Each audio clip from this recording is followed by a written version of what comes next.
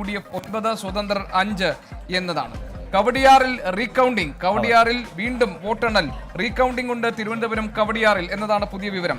കോർപ്പറേഷനിൽ നിന്നുള്ള കവടിയാറിൽ റീകൗണ്ടിംഗ്, ഒരു വോട്ടിനാണ് കവടിയാറിൽ UDF സ്ഥാനാർത്ഥി വിജയിച്ചിരുന്നത്. അതുകൊണ്ട് തന്നെ കവടിയാറിൽ റീകൗണ്ടിംഗിലേക്ക് പോകുന്നു. തിരുവനന്തപുരം കോർപ്പറേഷൻ ഇടതുമുന്നണി ഭരണം നിലനിർത്തിയിട്ടുണ്ട്. അവിടെ BJPക്ക് കിട്ടിയത് 35 സീറ്റാണ്. UDF ആണ് തിരുവനന്തപുരം കോർപ്പറേഷനിൽ 35 വാർഡാണ് BJPക്ക് കിട്ടിയത്. UDF ആണ് ഏറ്റവും തകർന്നടിഞ്ഞു പോയത്. 10 വാർഡുകളിലേക്ക് UDF ഒതുങ്ങിപ്പോയി. തിരുവനന്തപുരത്ത് അവിടെ തന്നെ കവടിയാറിൽ, ഹർഷൻ കവടിയാറിൽ റീകൗണ്ടിംഗ് നടക്കാൻ പോകുന്നു. ഒറ്റ വോട്ടിനാണ് UDF സ്ഥാനാർത്ഥി വിജയിച്ചത്. പ്രധാനപ്പെട്ട കാര്യം ഇരിട്ടി നഗരസഭയിൽ ആർക്കും കേവല ഭൂരിപക്ഷം ഇല്ല എന്നുള്ളതാണ്.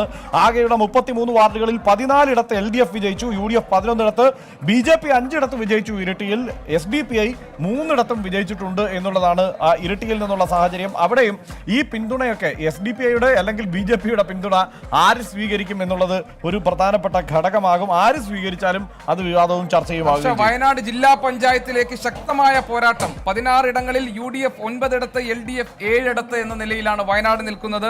ശക്തമായ പോരാട്ടമാണ് വയനാട് ജില്ലാ പഞ്ചായത്തിലേക്ക് ഇപ്പോൾ